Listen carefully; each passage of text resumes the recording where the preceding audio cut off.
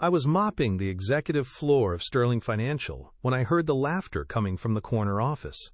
The kind of laughter that makes your skin crawl, not because it's cruel, but because it's so obviously performed for an audience of sycophants. I'd been cleaning these halls for 3 years, invisible to the suits who strutted past me like I was part of the furniture. My name is Marcus, and I'm about to tell you how a simple game of chess turned my world upside down and taught a CEO that sometimes the janitor knows more than he bargained for. Let me paint you the picture. Sterling Financial occupied the top 15 floors of downtown's most prestigious building. I worked the night shift, which meant I got to witness all the after-hours drama these executives thought nobody saw. The affairs, the backroom deals, the cocaine residue I'd find on bathroom counters that I was expected to clean without question. Richard Sterling himself, the CEO and heir to the Sterling fortune, was everything you'd expect from a man who inherited his position at 32. Tall, artificially tanned, with teeth so white they practically glowed under the fluorescent lights. That particular Tuesday night in October, I was emptying wastebaskets when I noticed Sterling hadn't left his office yet. Usually he was gone by 7, off to whatever charity gala or country club dinner required his presence. But there he was at 9:30, hunched over something on his desk, completely absorbed. As I got closer, I realized what had captured his attention so completely. A chess set. An expensive one, too, with pieces carved from what looked like marble and obsidian. Now, here's something Sterling didn't know about me, something nobody in that building knew. Before life knocked me down a few pegs, before my wife Sarah got sick and the medical bills started piling up, before I lost my teaching position due to budget cuts, I wasn't just any educator. I taught at the university level, and my specialty was game theory and strategic thinking. Chess wasn't just a hobby for me. It was a language I spoke fluently. I'd represented my state in regional tournaments, and there was a time when I genuinely believed I might make a living from it. But that was before reality intervened, before I learned that talent doesn't pay medical bills, and pride doesn't put food on the table. So there I was, watching this privileged man-child struggle with what appeared to be a basic endgame scenario, and I felt something I hadn't felt in years. Superiority. Not the bitter kind that comes from resentment, but the quiet confidence of someone who knows they're watching an amateur pretend to be an expert. Sterling must have sensed my presence because he looked up suddenly, his face cycling through surprise, embarrassment, and finally settling on that practiced smile he used on everyone beneath his pay grade. "Oh, hello there. Marcus, isn't it?" The fact that he knew my name should have been flattering. Instead, it felt calculated, like he'd memorized the help's names as some sort of management technique. "Yes, sir," I replied, keeping my voice neutral. "I can come back if you're busy." No, it's fine."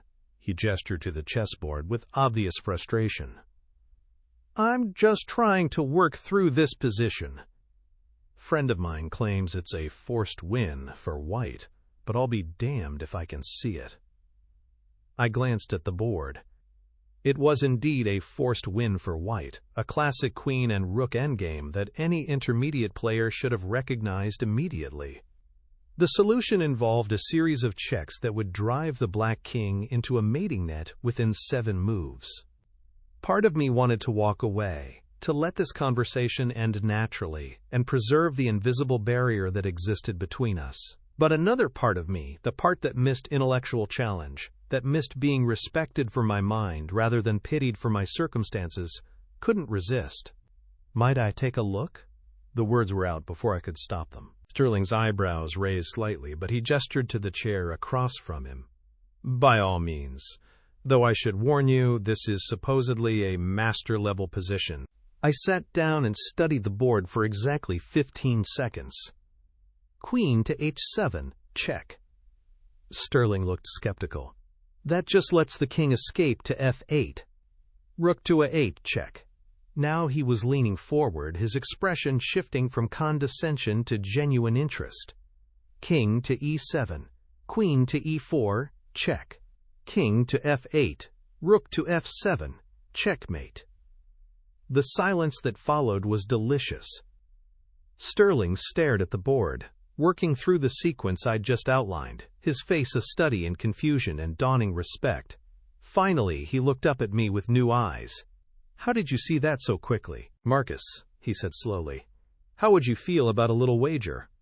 Every instinct I'd developed over the past 3 years of working in this building started screaming. Nothing good ever came from making bets with people who held your paycheck in their hands. But there was something in his tone, something almost respectful, that made me pause. "What kind of wager?" Sterling's smile turned predatory. "A game of chess. If you win, I'll do something for you. Something significant. If I win..." He trailed off, letting the implication hang in the air. "And if you win, let's just say your employment situation might become more flexible." There it was. The threat wrapped in silk. The reminder of who held the power in this relationship. "My wife has been battling cancer for 2 years, I said quietly. "The experimental treatment she needs isn't covered by insurance. It costs $80,000. Sterling's expression didn't change, but I saw something flicker in his eyes. Calculation. "And you think I'd just write you a check for 80 grand? You said name it." I said within reason. "That is reasonable. To you, it's a rounding error on your quarterly bonus.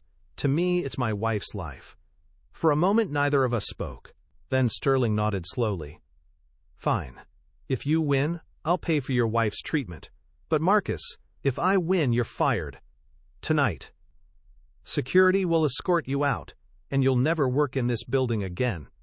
Are we clear?" As I moved my king's pawn 2 squares forward, I caught a glimpse of our reflection in the window behind Sterling's desk.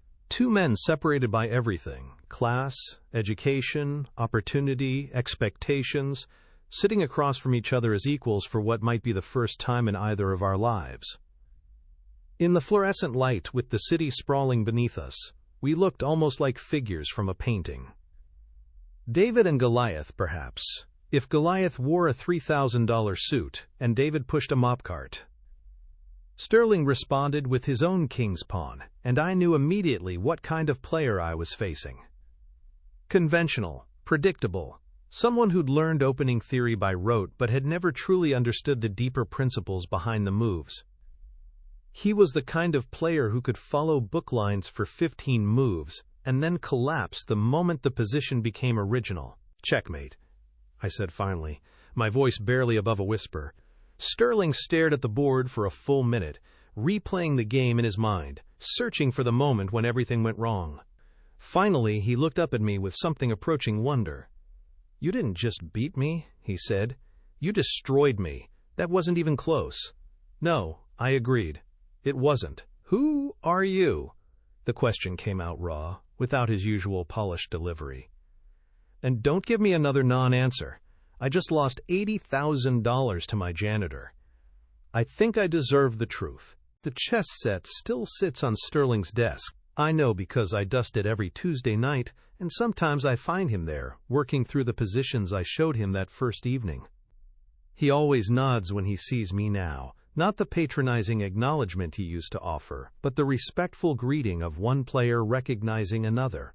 People still see what they expect to see when they look at me. A janitor with a mop cart, invisible and unremarkable. But now I know something they don't. Sometimes the most powerful move is the one nobody sees coming. Sometimes the real victory isn't winning the game, it's changing how the game is played. And sometimes, when you're willing to risk everything on a single moment of truth, you discover that you're capable of more than you ever imagined. The night shift continues, the floors still need cleaning, and the suits still walk past me like I'm furniture.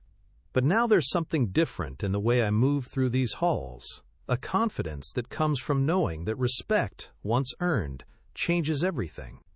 Even if the only person who knows it is you.